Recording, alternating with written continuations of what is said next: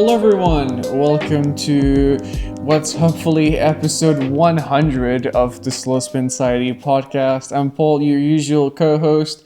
Season 2, it begins in the best way possible with my good friend Kang today. What's up, dude? Nice to meet you again. Nice to see you again, my man.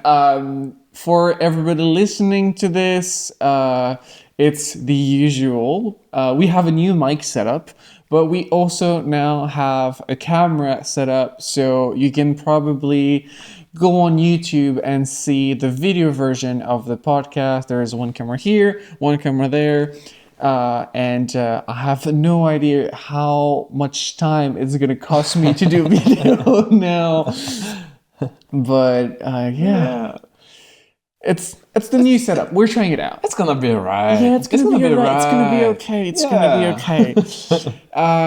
We are here in Kang's workshop. As you can see, it is freezing. It is very cold for me. Okay, I'm a cold boy. Kang is like, yeah, it's alright, dude. Yeah, like, right. I do this every day. Basically average. It is between -3 and 2 degrees Celsius, which is 30 Fahrenheit or something. Something like that. Idea, Yeah. Something American at least. All right, so I have a few questions for you, obviously. But I guess what we can do first is a little introduction. Introduce yourself and I guess what you do. Yeah, so my name is, I'll say Kang for this one. I also have a real surname and a real name, but I like to be called Kang. And I'm a steel frame builder for Quokka Cycles, which is my brand that I launched a year ago. Something like this. Only a year ago? We'll talk about that later. Yeah, sure. Okay. And I've been frame building for, I don't know, 5 years? 5 years. Something. Yeah. Already. Built about 200 frames and and I'm a bike enthusiast, I guess. Time is going fast. Time is going really fast. I still remember when you told me, like, I'm thinking about building frames at some point. Yeah. Holy shit. And now you have your whole workshop. Now I'm CEO, basically. I'm CEO of my own company. You know what? Me too, actually. One-man company, bro. My one-man company. Man, that's awesome. So we have some of Kang's bike behind us. And we have the mudslayer that is right there behind me. We just did a bike check this morning. We talked about it into the pre-show. I have so many questions. People have so many questions for you. I've put a message in the Discord 2 days ago, like, hey guys, you have questions for Kang? And I had a bunch. So I guess going first would be how long you've been doing Quokka for. So you've been frame building for 5 years. Yeah, I've been frame building for 5 years. I started as an apprenticeship, for 2 years. I was already working in a frame building company, which is called CIFAC. CIFAC. I don't know if you want to pronounce it international French. Which is a 20 minutes drive from here. It's an hour and a half. Oh, okay. Yeah, an hour and a half. Okay. It's still very close. And then I had a full-time job there for 2 more years. Okay. And then I decided to quit. And because at the time before I quitted, I was already working on Quokka Cycles. Yeah. I already built the Cetonix and the Falcon caliper. So there was 2 prototypes out in the nature. And then I felt like, okay, this is what I want to do. I want my own brand. I want my own designs. I want my own take, And when was it? November 2022? Or no, October 1st, 2022. I was looking for a job. Okay. And then I traveled a bit. Went to Copenhagen and New York, where I met so many nice people. And yeah, then I was back to France and back to building the workshop before building bikes. Okay. Basically, what you see here, like the ground, the walls, the roof, everything has been done like during the past year. And Okay. and yeah, because it was basically just 4 walls at the beginning, and electricity, air, everything is here. Importing like all that big Machines, machinery. Yeah. Managed to think about, because you don't have like big trucks to handle this kind of machines. Like basically this one is the weight of this one is like 2.5 tons. This is 2.5 tons? Yeah. This one is Holy shit. 1.4 and this one is 2.5. What the fuck? So like basically we had to dig the ground here and here to have like 20 or 30 centimeters of concrete more just here to reinforce the Whoa. So yeah, Okay. this is how it started. And this one I found it like 20 minutes away from here, Okay. which is basically crazy Okay, because but how do you bring something that is 2.4 tons? you have to have big vehicles. Like, I don't know how to say it. A in English, crane? but yeah, a crane. Uh-huh. And then you put it on a Something was like wheels, small wheels? yeah. Okay. Yeah, and then Just a platform, just a behind, rolling platform, and then okay. big rolling platform behind the truck, and then fingers crossed, and Fuck.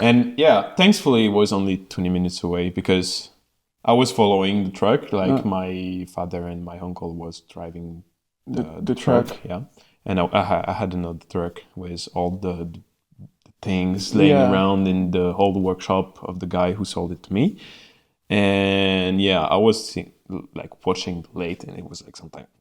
Oh no! Like wiggling, but it was all locked up, Yeah. But the weight of it is like so impressive and so important that you just have to deal with that. But it's like so stressful, because you spend quite a big amount of money in this kind of machines, and like seeing it out in the nature on the platform behind the truck, and like like, okay. And this is super old as well, right? Yeah, this one is from 1967 and this one is from 1964. Wow. Yeah. Okay. But it still works so great. I mean, for what I have to do, you can have like on this one you can be precise at like 0.05 millimeter. Okay. Which is like half a tenth. So, I mean, for what I have to do and for bicycles, basically, it's fine. It's fine. Shit. Okay. I've never imagined that was so heavy. Yeah. When you see it like that, you feel like that's it's probably 800 right. something. Yeah, and 800 is already very heavy. Yeah, and I mean you need like a full truck and a flatbed and everything. Wow. Okay. Yeah. Shit. Okay. So you build the entire workshop, and so your parents' house is like 200 meters away, yeah, and you like built this. yourself your little house, which is like a 2 minutes walk from your workshop. Yeah. This is how I can stay focused. So you basically you work, you go back and eat, you work again, you go back and sleep. Yeah. This is your this is your little village kind of thing. I also have friends in the city, but sometimes I see my friends. Sometimes I see my friends and my girlfriend, but yeah, it's like very helpful to stay focused and to stay like, and sometimes I even feel like I wanna just grab a sandwich and stay here. Even if the house is like a minute and a half away. Yeah. To really stay in the shit I'm doing. Okay, just stare at some stuff and just munching away. Yeah, with your dirty hands and just like that. Okay, so to come back to Quokka, so you went on to that trip. Yeah. I remember You have, so it is like behind the cameras right now, but you have that massive jig, like professional jig. What is it, a Sputnik? Sputnik, yeah. You brought that back from the US. Not, I mean, it's this one. It's this one. Yeah, which is, I don't know the weight of this one, but it's basically CNC machine aluminum. Okay. Like, Yeah. big thing. I completely dismounted and yeah, packed all the parts one at a time and put it back in the bike bag, you know. So you brought a jig Yeah. in a suitcase back from America. Yeah. because you know, this is like 2K, Yeah. and if you can avoid taxes and shipping, you're like, okay, I'm gonna pay the extra 60 euros for an extra Heavy baggage. Yeah, heavy baggage. And that's fine. I mean, I don't care. Just my back maybe cares a bit, but that's okay, you know? Like, it's crazy because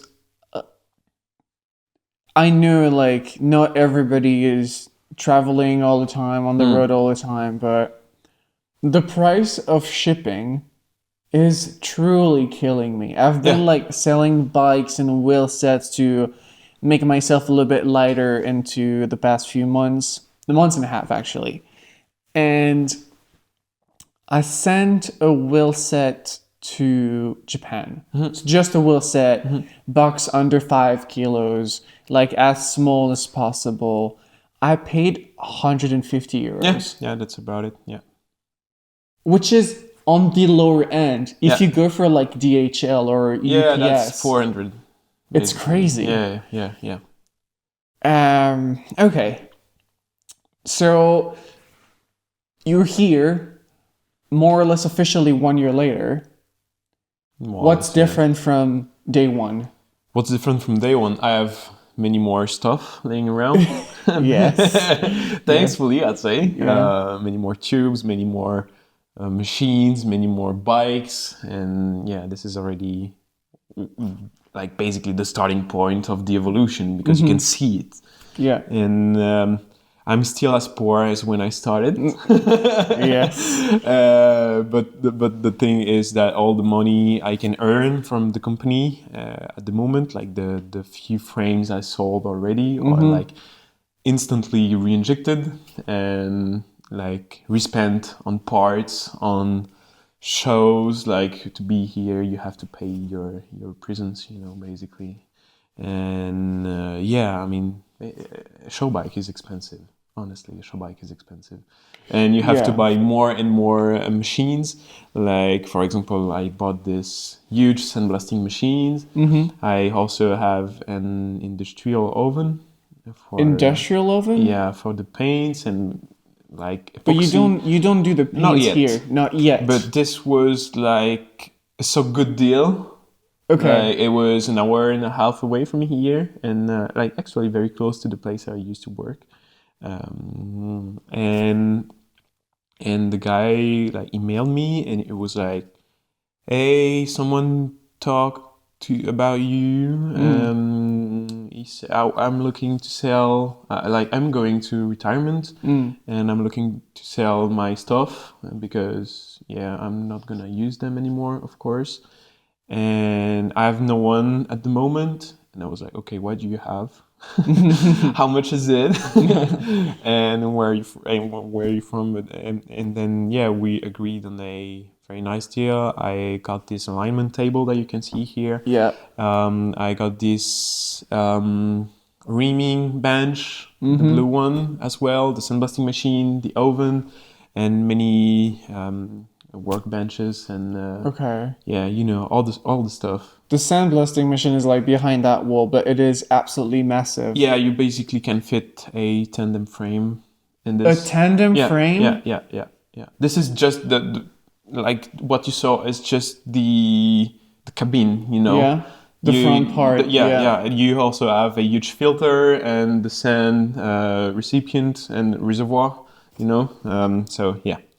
It's quite a huge machine. Okay. And I still gotta figure it out where I'm gonna put this. But yeah. So what changed from day one is you have way more equipment. Yeah, way more equipment. Sorry.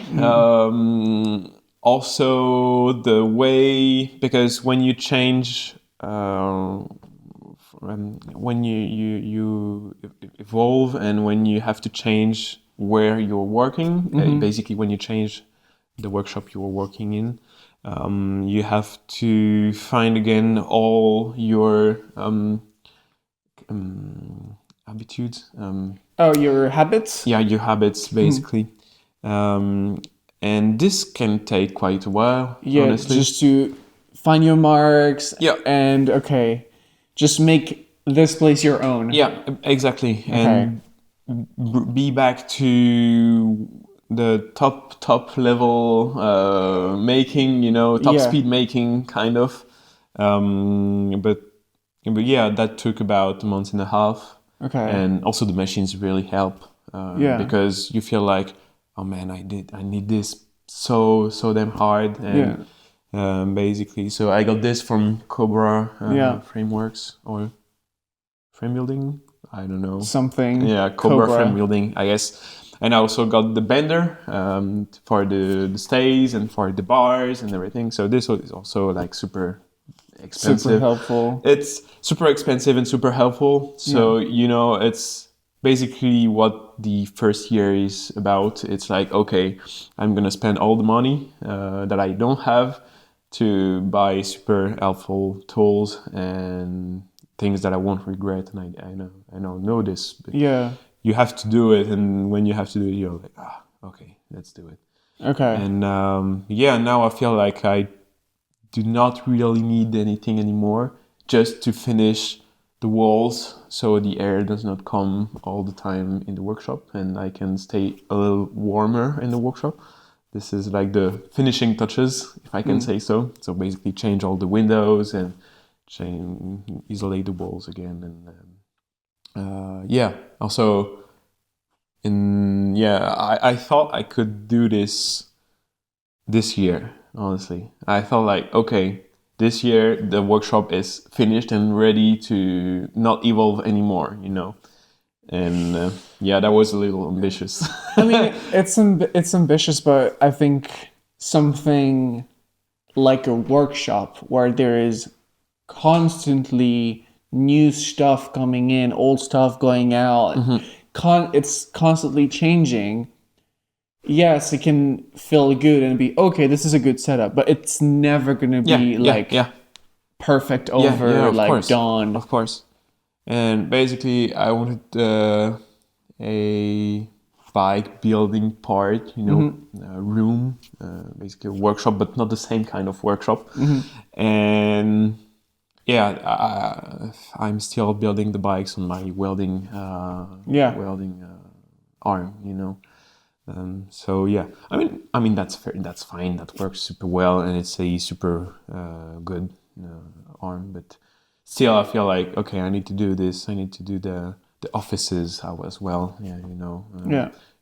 Because maybe at some point when I'll have the need of someone managing, customers or marketing or both at the time, I don't know.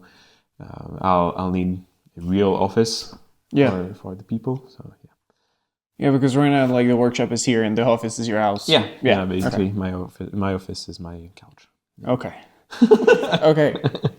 Quick break. And we're back.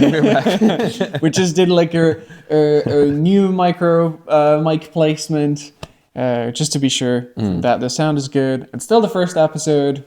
I'm finding my marks. Bear with me. We were talking about the workshop and how you now have like every equipment that you could need for now. Yeah. I was curious so today is Tuesday? Yeah. Okay. Yeah. So let's say you start building a frame today, Tuesday morning. Like, how much time do you need for one frame? Let's just say you put like the entirety of your focus on one single frame, which is never going to happen because you always do more than one at a time. I mean, it can sometimes happen when there is a absolutely not negotiable deadline. Okay. Sometimes I'm like working at 4 a.m. in the morning Okay. without sleeping before. I'm not starting at 4 a.m. at like Right, finishing right, at 4 right. a.m. and starting at 8 a.m. So yeah, I mean it really depends also on the kind of frame it is. It will depend if it's like, for example, a crit machine here, which is one of the fastest, I'd say. I mean, it's the fixed gear, so every fixed gear are like pretty fast to build. Because you don't have all the braze-ons and Yeah, shit. all the Right. braze-ons, all the discs, buses, all the internal routing, and all this kind of stuff that really takes time. Basically, this one, like the Mudslayer, takes more time because I have to build the fork Yeah. Right. as well. You have to really consider, because they are S-bands stays. Yes. You also have to consider the tire fitment, because fitting a 40/42, like 42 is real, the huge maximum Okay. on this frame. Quentin Yeah. used the 42 Rosé Ultra Dynamico, and I mean it fits quite well, but then the Q factor of the crankset is like so narrow on the fixed gear models that you cannot like expand Right. and yeah, so that really is part of the equation, I'd say. And basically, based on your question, I also have one question, like to determine the time I'll spend on it. Is it before is it the first time I talk with the customer? Like, what do you want? What kind of geometry is this custom?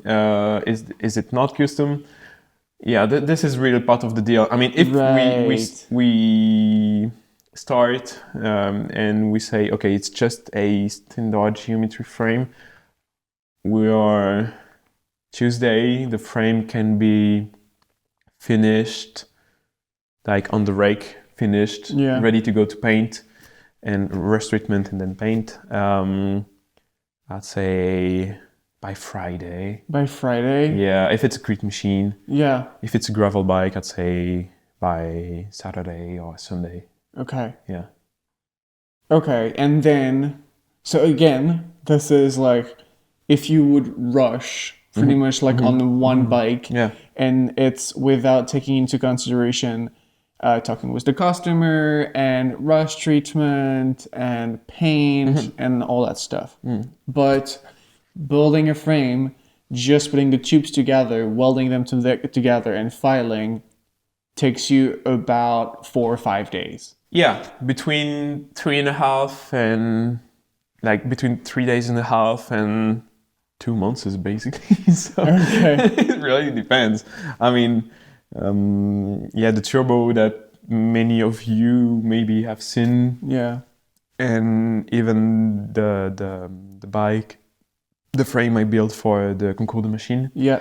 Like this one was very special because it was building and engineering at the same time, at the same moment in the workshop, because there were that wall stem bar, aero bars, integrated thing, and thinking about how the light cable will still be inside of the frame. So, the wall packaging, and this of course had to be custom, and you can also change the setup a little bit. So yeah, this was like basically 150 hours, 200 hours, just the making. Wow. And before that, I had the wall drawing. Yeah, the procedure. designing phase. Yeah. Okay. And then the paint that has to match with the bags and the wall thing, and yeah. It's a lot of work. It's a lot of work. Okay. But it's a exhibition / concours bike, so that's the deal. Right. Yeah. You have another exhibition gravel that is over there. Yeah. Is the Mudslayer an exhibition one? It's exhibition / show bike / It's also your personal bike. Yeah. Okay. We can say so. We can say that. We can say Basically, I try, maybe when I have a bit more money for the exhibition, that would be nice to have several sizes so that people can try the bike that Yeah. fits them the best. But for now, it's all 54, 55, 56 because this is what I need. And Yeah, this is your size. yeah, and also many of the show bikes are built with my own personal parts that I had before Quokka, you know? Right. So it's not all the money spent on components, like top-notch components, just because, you Yeah. know, it's also like parts I already used or parts from another show bike, or, you know, you always have to find the best compromise. Right.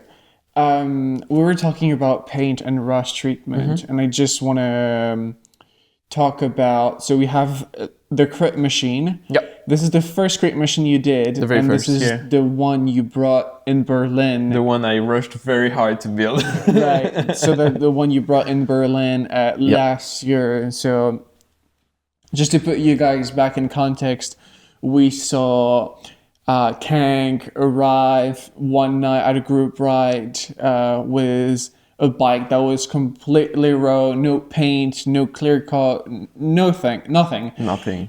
And he was like, you were half dead, really like super tired. And he was like, oh yeah, dude, I just finished that last night and then I took a plane and it came here. And I was like, dude, what? Yeah, because like this was not the only frame I was building at the time. I had like 2 Randonneur frames to build, like the 2 very first bike to be out of this workshop, like the 2 very first frame to be finished, not to be out because this one was the first out. But yeah, and the deadline actually was on the Randonneur, not on this one. This one was just like for fun, you know, and just to show off at the rad race and to be like not able to ride it because I was so tired, but to be like, okay, this is my new bike. I did this. And that was basically this one took me like 3 days to build. I'm not even sure, and this is why it has no bridge on between the seat stays. I'm not gonna lie, I really like the no bridge thing. Yeah. This is really a thing. This is what I have on my personal ultra distance bike. You know, it's this is not because of the design of the thing that this is how it is. No. Okay, it's a little bit extra story kind of thing. And so you made a special treatment on that one. So it has the normal rust treatment on the inside that you have on all your bikes.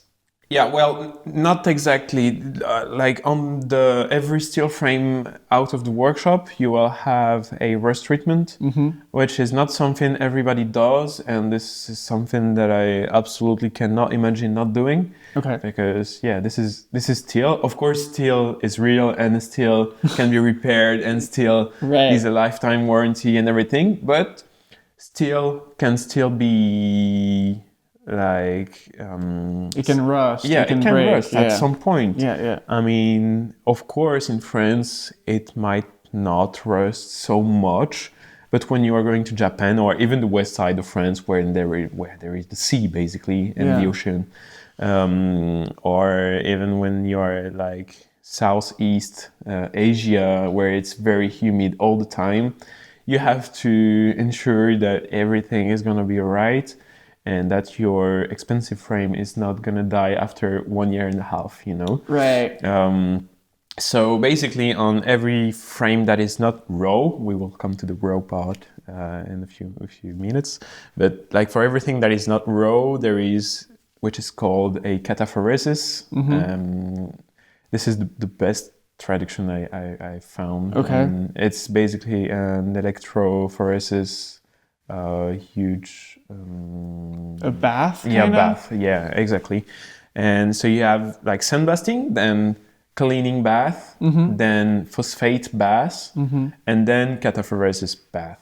Okay. So, and after the cataphoresis, you're like, all the frames go, they go in some kind of oven. And so the treatment is like very it dry. Hardens? Yeah, it hardens a bit.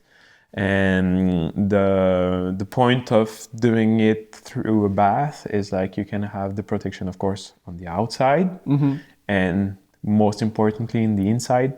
And this is what really makes the difference, because WD-40 and like frame savers and all this kind of stuff, or I mean that works, but like there is I don't know, maybe you will store your bike for a full winter or maybe a full year, and then you'll be like, oh shit, I completely forgot to do it this year, and now it's rusty. That's what happened with my mesh work. Yeah. Is someone told me, hey, if you put like linen oil or WD-40, it will prevent it from rust. And I was like, yeah, sure.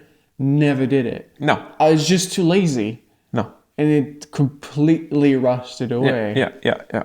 It's chrome ore, so it's like super thick, and I don't think it's gonna break. Yeah, chrome ore is okay. I mean, this is always the thing. Like when we were talking about BMX, tracklocross, all this kind of stuff have like very thick tubes, and even if there is a bit of rust, it's okay. It's fine. Yeah, it's fine. But on my frame, the tubes are like super thin, like 0.4. Yeah. And basically, this one is like 0.4 here and 0.35 or 4. I guess it's 4. Yeah.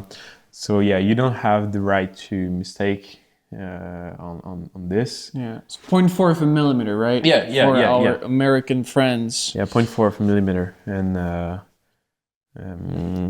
so rust treatment is a necessity. Okay.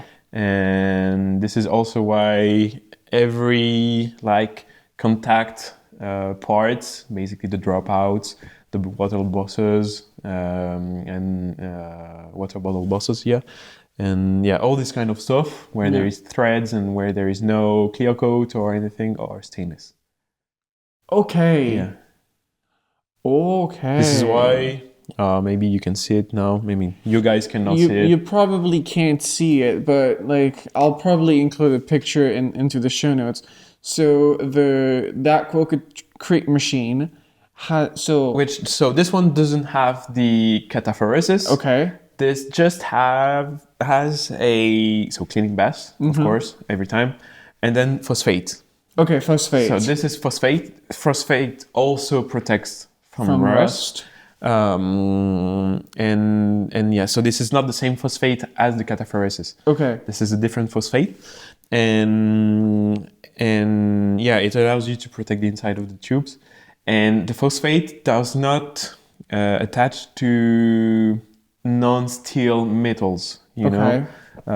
So everything that is silver, brass, stainless keeps its original looking, you know. Right. So that's why, and again, I'll put pictures into the show notes, but that frame has sort of that grayish color, but so the brazings are like golden, still completely golden, and the dropouts that are stainless are silver.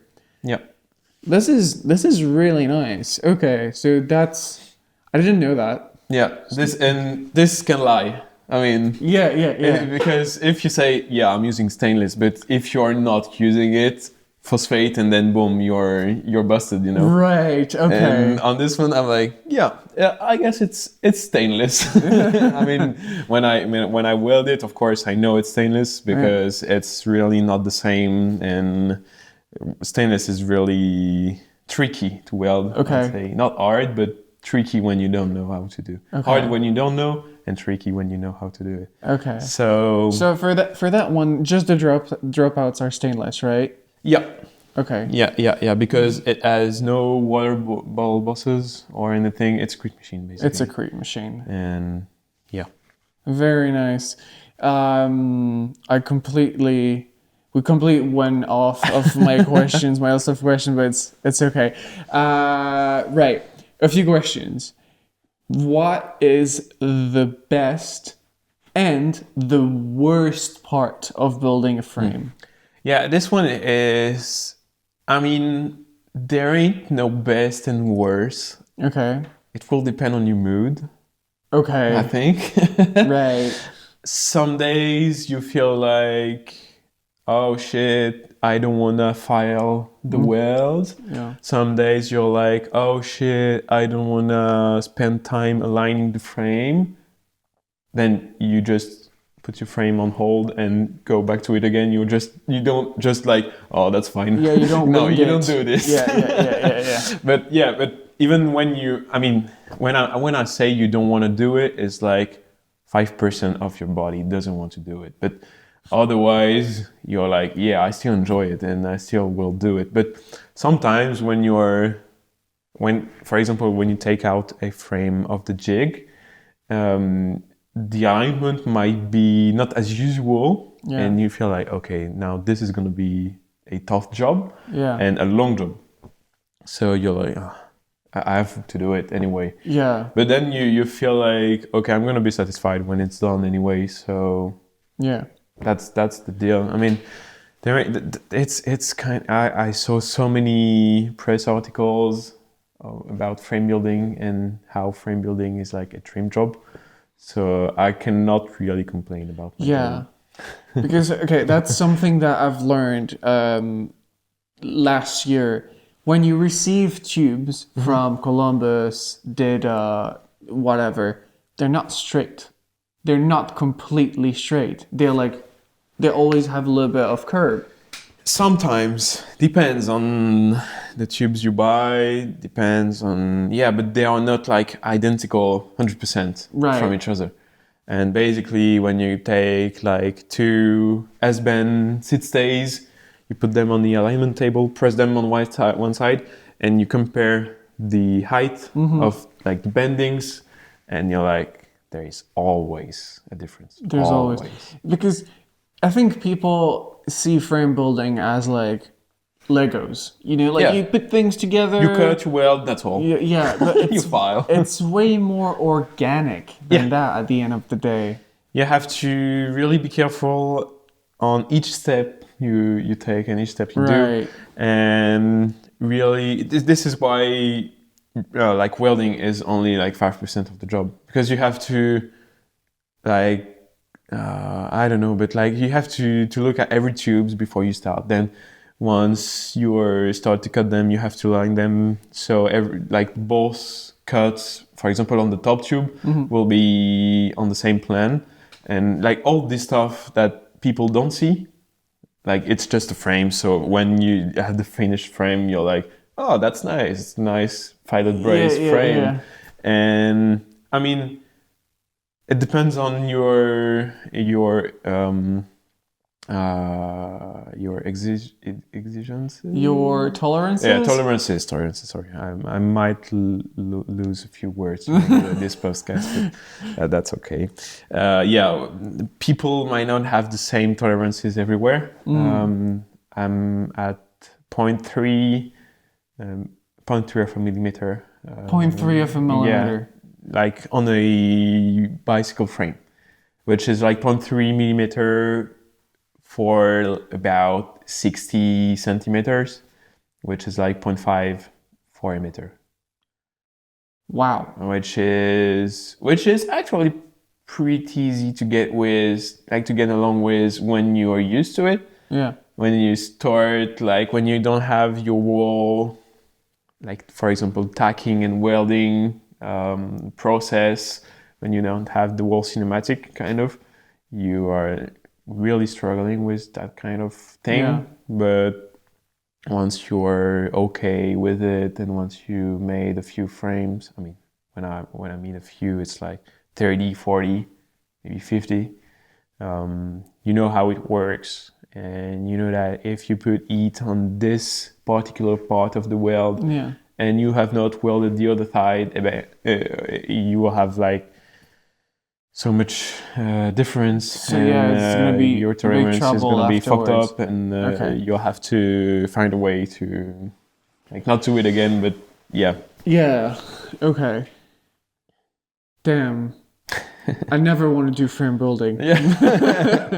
Yeah. I mean, and like when people ask me what's the best and what's the worst of the job, usually I don't know what to tell, because I mean, If there was one thing I'm not a huge fan of, it's the cut of the seat stays. Like the Okay. cut between the seat tube and the seat stays.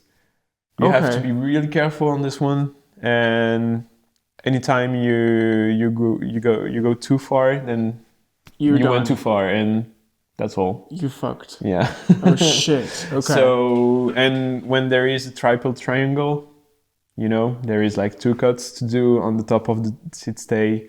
So this is even trickier, and this is why I introduced it in the Voyager. Your gravel has a tribal Yeah. triangle. Yeah, yeah, Okay, so you're making things hard for yourself. yeah. because it looks good. Okay. Because no matter how hard it's gonna be, if it looks good, then it's great. Right.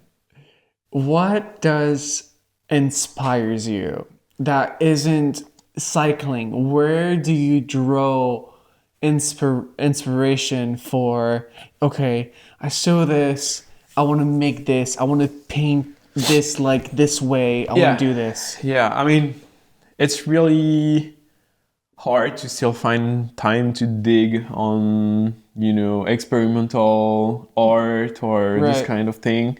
But sometimes I manage to do it, and then I'm happy because I have much more inspiration than 2 hours before. Right. But yeah, basically, I'd say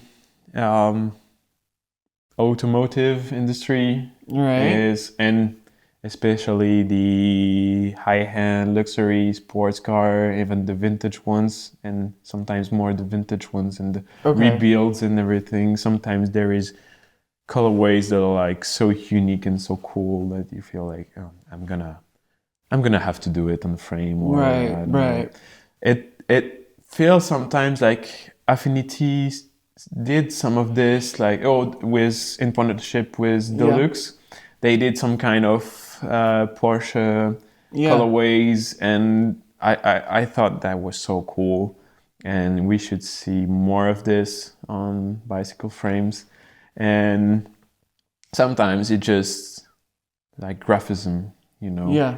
and Because you're an artsy boy, you have like a bunch of big prints into your house. yeah, I have a bunch of this, but I think it's just that I don't want blank white walls, Yeah. And I'm not a minimalist guy. We talked about this last night, but Yeah. I'm not really this kind of person. And sometimes I'm dreaming, and sometimes it's nightmares about colors and how I will mix colors and how it won't mix. And sometimes during the nightmares, I'm like picking a frame up the painter, and it's like crazy ugly, and I'm like, Oh, no, no. I don't want this. What So the yeah. fuck? And basically, when I started brazing, actually, I was dreaming about welding.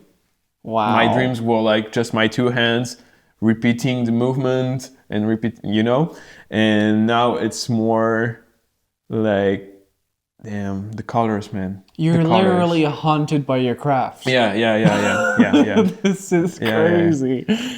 Wow. And because the inspirations, I mean, designs, and it could be furnitures, and it could be like, I'm a huge fan of furnitures. They're so expensive that I cannot buy them, but when I see something cool that is like 2 pieces of wood or like 6 pieces of wood to make some kind of chair at like €1,000, I feel like, okay, I can do this. Yeah. I definitely can do this, and I can even add this little spicy bicycle thing on this, like the braced welds, or I don't know. There is always something that you can find in anything, I'd say. Right. And I mean, basically flowers is something I thought I would never be interested in.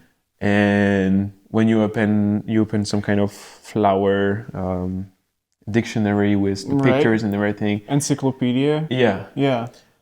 there is like so many colors and so many shapes and so many, it really comes out of nowhere, honestly. Yeah, it's a bit of everything. Yeah, a bit of everything, but yeah, it could be basically, I have a special project in mind that I don't know if I should tell about, but it's basically a rundoner with very nice and uncommon features on it. And there is this wall 0 mm rake fork that I want to experiment. Okay. Coming out of the 90s MTB, some kind of Frenchman did this. Okay. Another French frame builder is used to it as well. Okay. And he also introduced it as a basic features on every of his frame. Like zero, like dead straight fork. Dead straight fork with Whoa. a super low head tube angle. It's like 68 or 69. Whoa, okay. And this is also very used on the motorcycle industry. So you have basically everything is straight. And I wanna try this as well. So it's of course coming a bit from bicycle, but also motorcycles. And I'm not a huge fan of motorcycles, but it's more about the geometry and all this stuff. Right. And also the kinematic and everything on the suspensions. And this is very interesting as well. It's a good transition because I was gonna ask you. Sometimes you and I talk through WhatsApp, etc. And I think 6 months ago we were talking about the fork of the Mudslayer. Yeah. And how you had to experiment quite a lot to find something that you liked, but also something that was resistant enough and that was strong enough. Yeah. So what do you do when it comes to like stress testing your bikes? And for example, is there anything you would take into consideration for like heavier riders? Well, for the from the very professional kind of way to test stress a bike frame that we can see on the internet, like videos of dudes putting heavy weight again and again and again on the frames. I didn't do this yet because this is very pricey. Okay. And this is like $2,000 to test your frame. And that's one frame. And this is without the price of the frame because they're gonna destroy it. Fuck yeah, right. Because if I'm doing this, I wanna ask them go as high as you can. Right. Till it breaks. So because I'm honestly very confident in steel. Right. Yeah. As we know. And as many people who ever tried a steel frame might know, it's a bit heavier, of course, and this is maybe also why it's a bit more resistant to, I don't know, tricks or heavy ride or everything you could think about. And basically, first of all, you test your weld. So you weld 2 tubes together, and then you take one tube, you put a big bar in it. Like a long pipe for leverage? Yeah, very long pipe, but not a tube, like a real pipe that is full, Okay. And you take it, you put it in the tube, and then you try to stress it in every way possible. And then if the tube breaks before you weld, then you're good to go. If the tube breaks... Okay, so if the tube breaks but not your weld, your weld is good? Yeah. Okay. Basically, because this will never happen in any way to, like in real life, like in real cycling life, nobody will this kind of stress into 2 tubes, because, and then when I, like for example, this fork, at first I had the design idea, which I thought like, okay, I want this to be like this and no other way possible. And then I will adjust, but I want this to look like this because this is something I did on my MTB, like a while ago, like not the same way, but a bit of the same way. And I was thinking, this is so cool. I want to like expand it. And the main deal, like the main problem I had to deal with at first is that the Max blades, the Columbus Max blades, are basically flat on the sides. And as you may know, flat doesn't resist the same as round or oval. So when I welded the fork at first, like the blades to the fork crown, I was like, this moves quite a lot, honestly. I was not confident. And I'm usually like 100% confident on what I'm doing when it's not prototyping. And this is why I'm prototyping, basically. But I was feeling like, this is strange. So the only way to know, because like it's always the same. When you put the wheels on the fork, it's like, okay. But it's not just this, if it's like slack, when you move it, you can feel like it's too flexible. Yeah. And so I started to stress the blade, basically, left and right and left and right. And so I don't know, but maybe the axle the axle space was like 200 millimeters. So You really mean stressing it, the like front spacing? yeah. But Okay. I was like, of course, I started at like 100, and then I was moving like up to 200, 250, and then the weld broke. Okay. So I felt so. Also, when I started, I was using silver, which is not as strong as pure brass, and it's more up to like it could break easier because of its composition, basically, and nothing else. But brass is like super resistant. But I was not. I was not using brass on this one because the wall thickness of the Max blades are like super thin. Okay. And even more when it's flat. Okay. When it's round, you will have less deformation. But when it's flat, you will have instant deformation if you are like too warm or too, I don't know, too something. Right.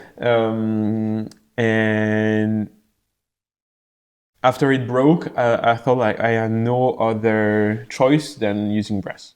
Okay. So this was like the tricky part of like, it's okay. It's fine. Yeah. But I was like, if I could do it with this silver, it's gonna be enough, for me. Yeah. If it works like this, I don't want to go further. Yeah. But it didn't. So what I did is that instead of using a 17 millimeter outside diameter tube to like basically this is the one that is going through the steerer. And so you have a tube going through this, and then this tube is welded to the steerer, which is one machine piece that I purchased. And then I'm brazing the blades on this tube, through tube. So you have like your column that is right there. Yeah. Then you have a tube that is perpendicular to your column. Absolutely. And then you have your fork blades that are perpendicular but perpendicular to that second tube and parallel. Kind of perpendicular. Yeah. Basically that's it.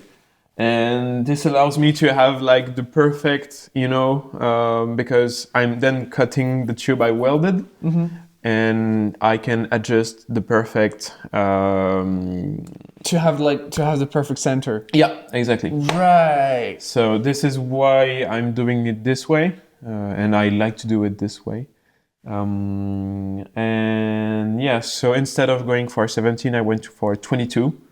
All the way in, like more thickness, better, like more, like bigger diameter, basically, and all brass. All brass. And then I was like, okay, that's gonna be. So the fork is all brass, but is the rest of the frame silver? It's also brass. Depends. On Columbus Max, I'm using only brass because the thickness is a little bit more, and on the Dachai Zero, which is the entry level frame. The Columbus Max actually is an option. I'm using silver. Okay.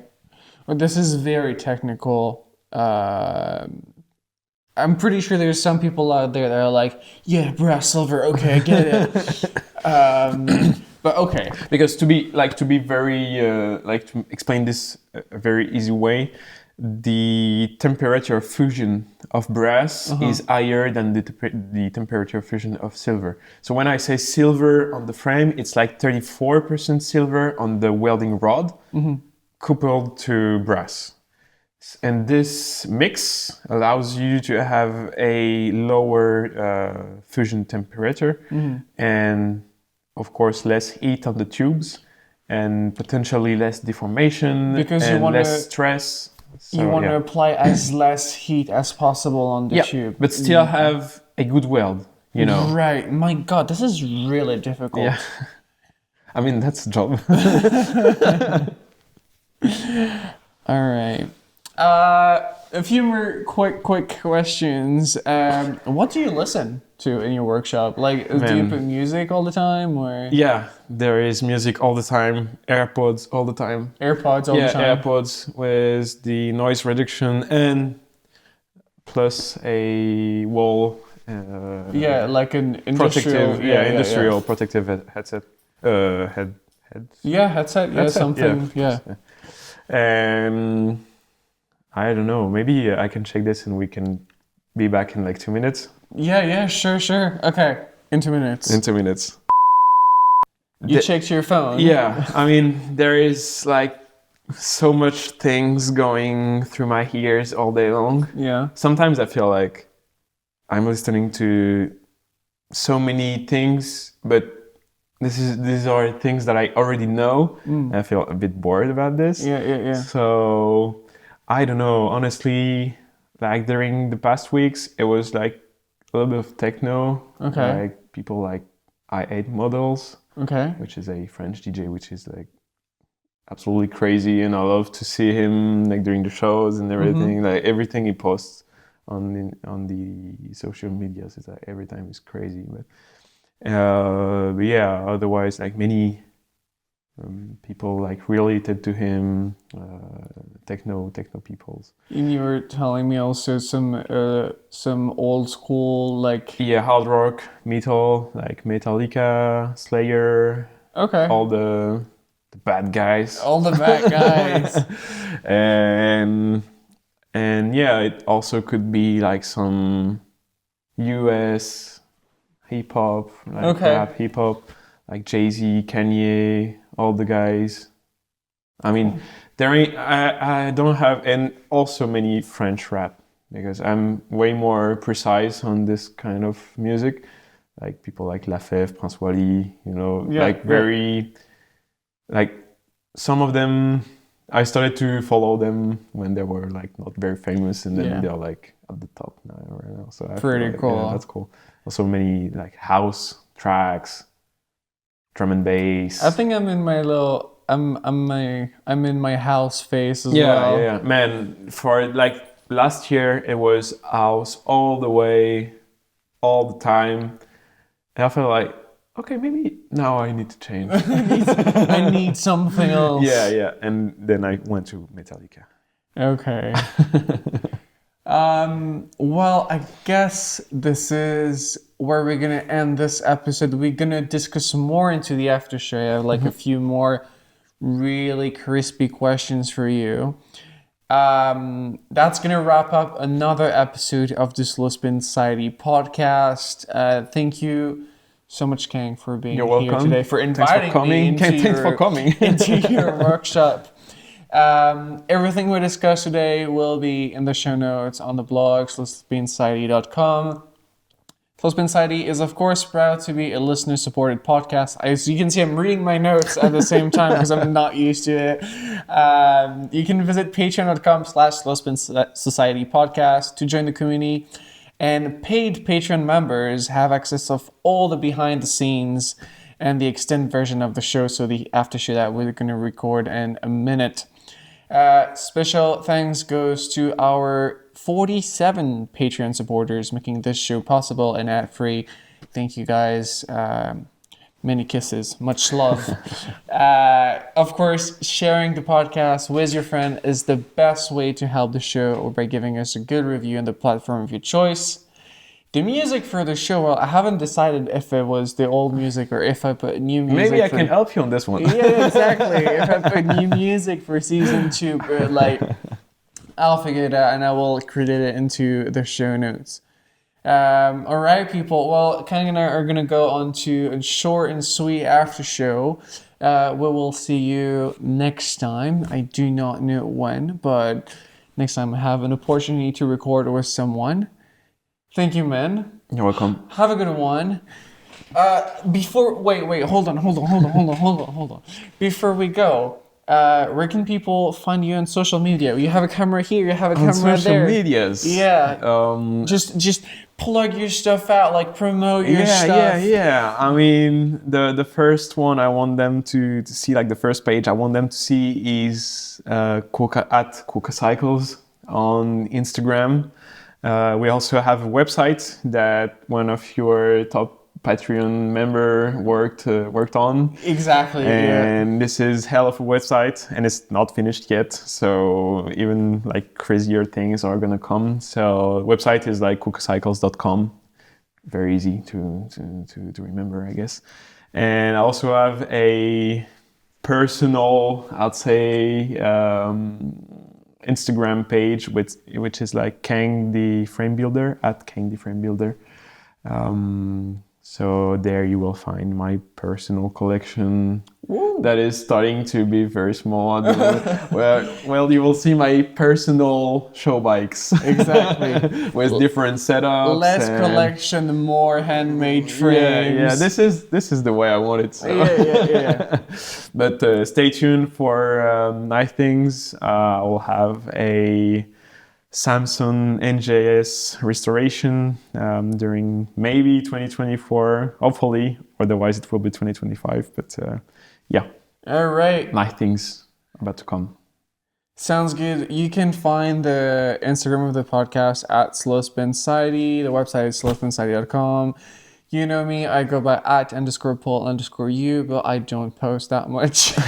And we'll see you next time. Have a good one. Bye-bye. Bye.